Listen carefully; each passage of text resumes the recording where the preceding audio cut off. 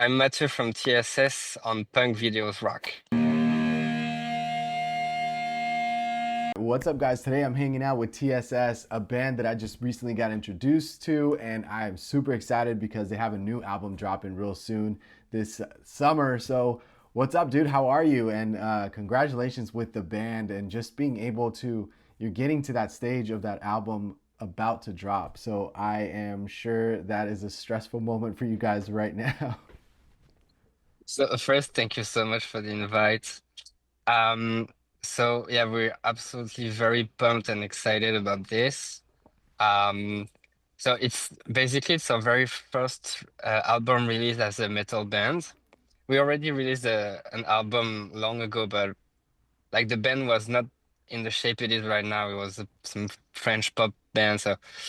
So yeah, basically it's our first really real release, and it's through our childhood dream label, Fearless Records. So yeah, obviously we're so excited, and yeah, everything's going great. We got many dates and stuff, and many shows planned for the rest of the year. So yeah, we're really excited. Only the US is missing for now, but planning to But come at soon, some point for it sure. will. Yeah. Yeah, definitely will happen pretty soon. Yeah. But since you did mention that, this is the first album that is a French metal album. So, I'm curious, like, how did you go about as far as getting to this style and sound? Like, what was it about it that really resonated to you guys? So so the thing is, um, like the longest I can remember, the first time I fell in love with some music stuff when I was a child was definitely rock, alternative music stuff. But when we started this band, we were like, so it was in 2018, early 2018, and we were like, okay, maybe we've had enough with the metal bands and stuff because we all had metal bands before. So we're like, okay, let's try pop, synthwave music, but let's keep the band form. So we were just thinking, yeah, we're going to try something new, and we didn't want to do metal music. And at some point, we signed with this French big record label. So we were kind of in that path of pop music, but it would not do so great. And this record label dropped us at some point. So we were like, okay, now we're kind of free to do whatever we want. Maybe we can just go back to our roots, and which is obviously metalcore, emo music, alternative music and stuff. And so at first to we tried this style of music, but we kept it in French. So we released one single that's called Tes pleurs in February 2023. No, in May 2023. And it kind of worked. And so we were like, okay, maybe we're onto something. And since also our references and influences are mostly English and US, I mean English singing bands, we were like, okay, let's add English now, and here we are basically. But we still wanted to keep some French because, as you heard, there's still some French in our lyrics and stuff. But yeah, so basically the reason is that now we're free to do the music we want because we're with this. I mean, we ended our previous contract with our old French label, so yeah, we just went back to our roots. Yeah, and it's cool that you got to go back to your roots, but also you just Mm. continue to like innovate in this genre. I'm curious because it's something that you kind of see when we see the promos, when we see like anything with the band. But you have this like goth and K-pop like aesthetic to you. So what is the importance of these two kind of goth and K-pop to your band? So yeah, the I guess that's something we kept from what TSS used to be. Like when we would do pop music, we were greatly influenced by K-pop, and so we tried to get that boy band kind of code, and also we wanted to add our goth influences in it. So sometimes people would say, "Oh, they're K-pop goth guys," French K-pop goth guys. So yeah, the thing is, um, we still like that idea of kind of a boy band, even doing metalcore now. So we're focusing as much on the styles and outfits and makeup and hairstyles as much as on the music, basically. That's also a way for us to express ourselves, definitely. We think we think the visuals really help understanding the aim of our band and our music. Like it kind of leads I mean, it leads the message of our band, basically. I think it gives the right context to understand our music, definitely. And I feel that the people that discover us understand that really well. Like for example, when we play live shows, sometimes no, every time we get to discuss with anybody that wants to meet us after the show, obviously. And often they're asking, "Oh, what are your favorite styles? What are your favorite bands and stuff?" And sometimes we mention K-pop and stuff, and they're like, "Oh, I knew it! I knew it! You guys were also into K-pop. That was so obvious." So yeah, basically, I mean, it seems opposite, but the whole thing just adds. The whole thing is just coherent, I guess. What is your favorite K-pop artist or idol? So for me, my favorite groups are 80s and TXT, Nice. and I pen also. Favorite idol, I would say Songhwa from 80s because he has the craziest style ever seen, basically. But yeah, 80s and TXT for sure. That's awesome. Do you think about or do you listen to their music when like you're trying to be creative with your music as well, or do you kind of separate the two? Like do they come into play at all? Yeah, that also that one thing we kept from our pop era is definitely I would say radio hit kind of chorus, you Mm. know? Like we're really trying to merge those pop influences that shaped our band as it was before with the metal jar. Like well, even if we're playing metal now, we are always focusing on getting the catchiest top lines and stuff, and yeah, also the vocals are not so harsh, you know, as the clean vocal. We're definitely trying to have some very smooth and very clean vocals as you can hear in K-pop for sure, yeah. When it comes to clean vocals. With the topics of this album, what inspired the topics and what inspired the topics and the melodies and what was that process like for you? So about the topics, uh so mainly we started the band before it's called TSS, the band was called the Sunday Sadness. That's also the name of our very first EP. And we like the main theme since the beginning is just that we want to write sad songs, basically. And I think it will always be this the case. So with End of Time, we're trying to talk about just anything that's good and that has to come to an end at some point, like relationship, also talking about death itself, losing a friend also, um, losing the inspiration, losing hope. Um, and yeah, just we just wanted to talk about the end of something that matters for someone, basically. And End of Time just defines this, I guess. These are definitely like tough topics to not just write about, but like sing live, to perform live. I feel like that Mm. has a lot to do with the way that you control your voice when you're getting to these emotional moments. Um, when you're thinking about this, or when you were recording like the vocals for it, what was like a song that was really challenging for you to record vocals to? Oh, so the most challenging on the album was the song called Killing Me, for sure. Um, I wouldn't say because of the topic, but just technically, it's just such a difficult song to sing. And but still, I wanted each word to sound as powerful as they could, you know. I wanted, yeah, each sound I wanted to give each word a chance to trigger an emotion somehow. And so I think I spent 2 weeks recording that one song. Was a crazy process, honestly. And I was so tired at the end, and even thinking about it, it's not like a good memory, you know. I'm just re reliving the pain. So, and also it has some very long screams and stuff, and it was just me learning how to scream at that time, so it was really painful.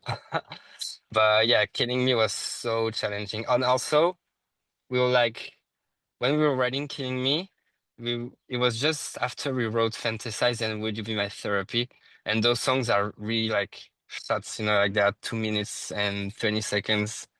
And so with Killing Me, we're like, okay, we need a new hit song, but maybe with a more long and complex structure. And because I think it's almost 4 minutes long. So we tried so many things, so many rearrangements and stuff, so that it's still a like a single, but that can propose many parts and many moods.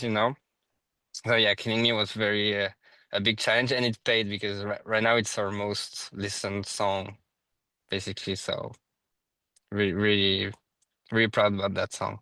What was that process like with you, John, uh, and Hugo, like during this recording process? Like, how different was it this time around? Because you guys have been doing stuff together for some time already, but the Yeah. fact that this was more into your roots, this was the first time that you got to like do certain things.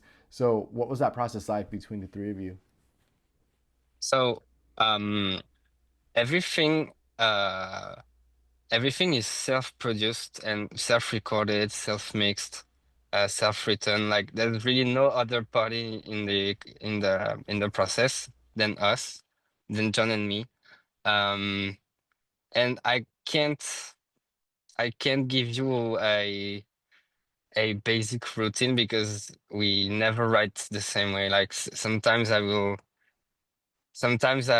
start a song and like I could start a full song and then send it to John and he will make it better and that works. Sometimes we're two in the same room and everything goes well. Sometimes we two in the same room during 2 weeks and nothing comes out of it. Uh, Sometimes he can come with a full idea, with a full song also. Like there's really we don't have a routine, but if I want to sum up things, I would say uh John is really, really good at producing instrumentals, like and in pop music and also in metal music. So that's what gives the very pop blended with metal aspects of the band. And for me, I've been producing vocals like for all my life, almost like really. I've been doing it for many other bands also, and that's really something I've worked so much. So basically, I'm taking part of all the vocal aspects of the thing, and John is mostly doing the instrumentals, basically. I love that you give us that nice blend between certain songs of the English and French lyrics. What is that process like for you, and is it challenging to write in those two languages and also perform it in those two languages? Um, so the thing is, we mainly use French for the rap parts, because I guess French rap is definitely something that's valuable. Like we have a big French scene here, and rapping in French is really relevant, and it really sounds good. Um, Whereas for most of the more rock parts, we're definitely uh more comfortable with singing in English because as I said, our every rock influences of ours are all English or American, so I guess it's very natural and yeah, I don't think we could even rap in English because rapping in English requires I don't know, I guess just rapping as a French speaker would sound odd, definitely. I don't know why, but it's just how it is, you know? So yeah, we just like to, and we wanted to keep that, we wanted to have those rap parts because we're very highly influenced by all the new metal stuff like Linkin Park and all this those bands that are merging rap and clean vocals and screams. But yeah, we wanted to do it our way and in the most efficient way. So French was just very natural to use on those. You also have a few features on this album. I'm curious, like, what the importance are, or how important were these artists to these songs, and what was it about them that really inspired you to bring them on? Yeah. So first we have Dead, and that one is like that one is really really important to us. Um, because the band that's featuring is called Cult. They're from Japan, and actually they've been like online friends of ours since since when we started the band as a pop band. Basically, like we were already talking on socials, and I have this screenshot in my phone of the Cult singer saying in 2019, like we should collab someday, you know. And I was like, yeah, of course we should. And that's crazy because like so it was in 2024.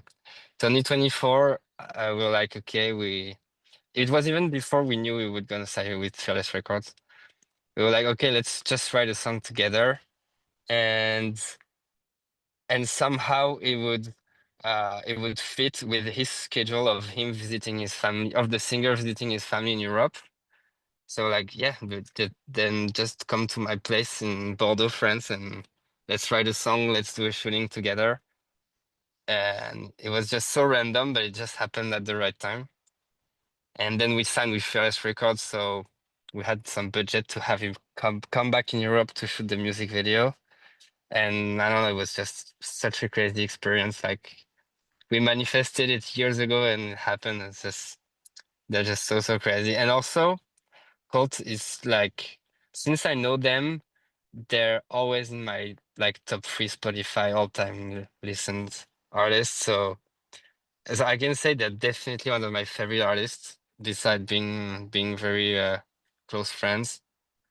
So it was literally my dream collab, and it happened. So now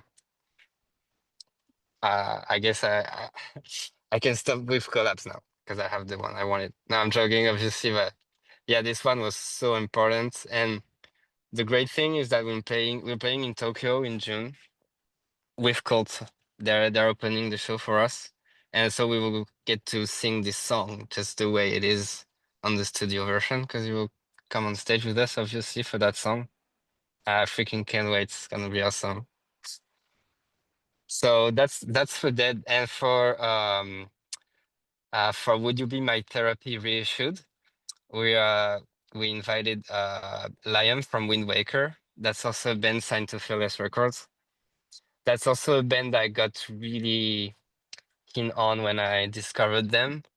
Because like when we've signed to Fearless Records, I would just check all the bands, and I really had a crush on, especially the. Okay, so we already did a collaboration with them in the past, but on the Wind Waker song, and it was also a reissued song that's called Sirens, and I already had a big crush on that song. So before we get to know them, so when they invited us to do that song with them again, I was like, oh hell, I'm gonna give everything I have to make this worth. Um, and just in the same time, we're like, okay, we did this, maybe you can feature on Would You Be My Therapy? And Liam is just a crazy talented singer. And he really took the song to another level. So I'm really curious to see the response of the people who enjoyed the first version because now it's really better how it is and very admirative of the Wind Waker's work. So yeah, very proud of this one too. For me, like listening to this album, like there's so many parts of it that just feels so nostalgic. It feels like I've been listening to you for some time. And there's so many different influences that you have on this record. during the creative process of this, like, did you try and stray away from listening to a lot of these influences, just so they don't blend in to your work, or is this just the way that you just they're just always they're just always artists that like are on your mind, so it's just a constant thought of, this is their sound, this is their style, this is how they do their things. Um, I don't really know. Um, yeah, I guess when we were in the writing process, at least for me, I would always be listening to the bands that are influencing me during the process, I'm just infused with good ideas, and yeah, I know I'm not like staying away from the bands that influence me while I'm writing, if that's the question. You told me about like the song that was the challenge and it took you a couple weeks to record, but what Mm. was the song that was like gave you that favorite moment during the writing process, or just like surprised you didn't realize that you could write something like this, or record something like this? Oh, I think it's the last song, the very last song of the album, called "So Long, My Friend." It's definitely the slowest song we've ever written. Also, I think so like there are, there are violins and cellos, I think we say in English. And those were recorded for real. So like it's not some VSTs or some plugins. So that was definitely a challenge. Not for us because we didn't play, but like we had our friend Joel from Germany play and record them, and we had to add this to the mix and make it sound right and stuff. And so we're really proud of the results. So that was definitely a challenge. But yeah, just writing a slow song with not such punchy and wide samples, that was definitely a challenge. And yeah, and honestly, this one we started writing it like that's the song from the record that we started the longest ago. Like I think we started 5 years ago or something. And it went through so many different versions and stuff. So for me, at some point, I thought we would never release it, but in the end, with work and reshaping it and reshaping it, we ended up um, getting something that we were all happy with. So yeah, definitely, that was a real challenge. This one song. Yeah, it's definitely a beautiful song, and the melody and the piano and everything else in there, it's just beautiful. Like I love how uh, subtle the melody is, but also very impactful at the same time, especially with the Mm. storyline and the lyrics that you have on it. I'm excited for everyone else to listen to End of Time, and I can't wait for it to happen. It's almost around the corner, so I'm sure you're excited as well. But Matthew, thank you Yeah. so much for taking the time to talk to me. I hope that you guys get to make it out here to the States, and more specifically in LA, because I would love to catch a live show. Yeah, thank you for hanging out with me, and I look forward to doing this again once the album drops, and you guys are back recording new music, or even just here getting ready for a tour. Yes, sure. That again, thank you for inviting me. That's so so so nice. Um, US is definitely in the work. Like I know our label is working on it actively, so should happen at some point. Yeah.